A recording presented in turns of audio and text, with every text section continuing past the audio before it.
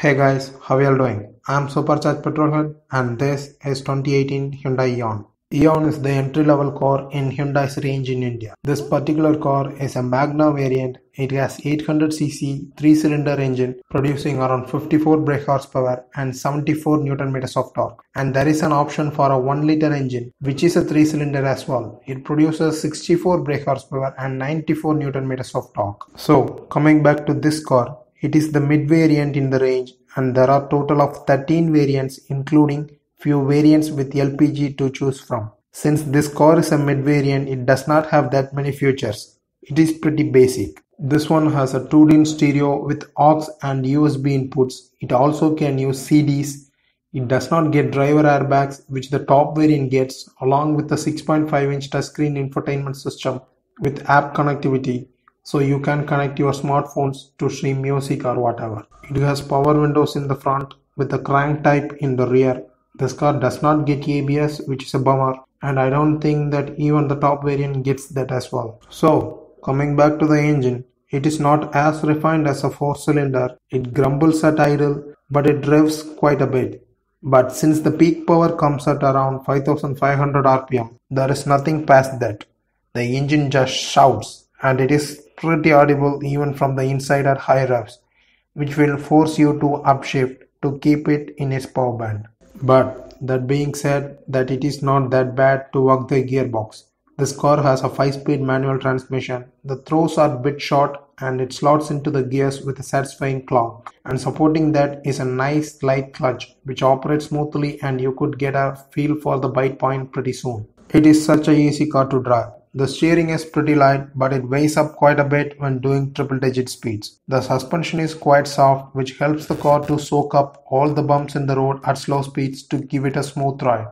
But on a highways, when doing more than 100 km/h, it feels a little too soft, so it gives a slight floaty feel at that speeds. When doing around 100 km/h, it is quite planted, and since this road is so nicely laid out, I am not feeling that unstable, but a strong crosswind will give quite a duck and make it feel bouncy. That is because of its tall boy stance. The car is a bit narrow and it is not long, but it is quite tall, which gives it a more headroom than its main rivals. Since this is mainly a city car which fights against Alto 800 and Renault Kwid, I guess this is much more well made and this car is put together nicely. When compared to those cars, although the plastics are hard, it does not feel that cheap. There is no rattling noise and the doors shut with a satisfying thud. And I also like the interior color and also the fit and finish. Now, coming back to the engine. It is really fuel efficient, which is what most people want from their cars.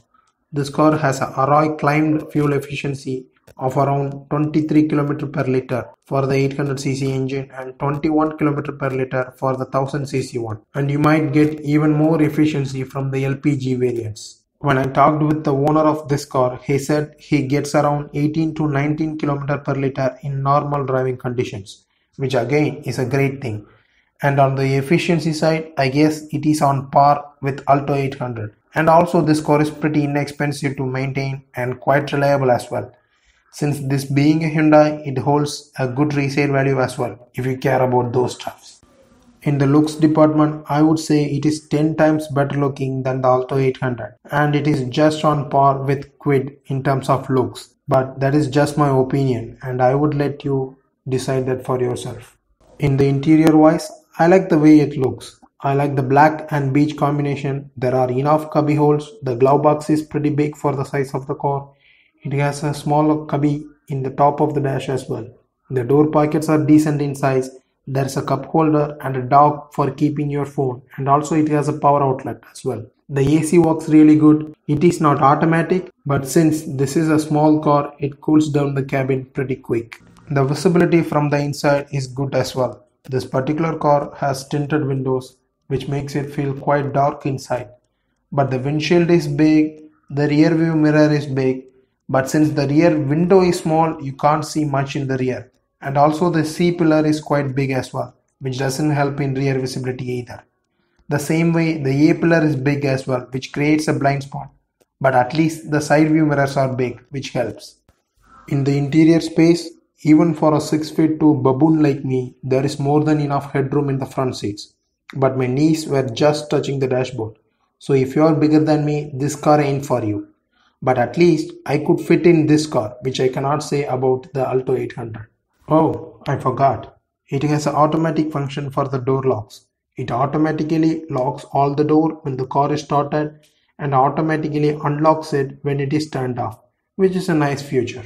Let me just pull over to show you the boot space and rear seat legroom. The trunk is pretty decent in size. It is 215 liters in capacity. It has enough space for a weekend trip, but the trunk has a big load lip which may make it difficult to load in and out heavy luggages. Now let's get to the rear seats.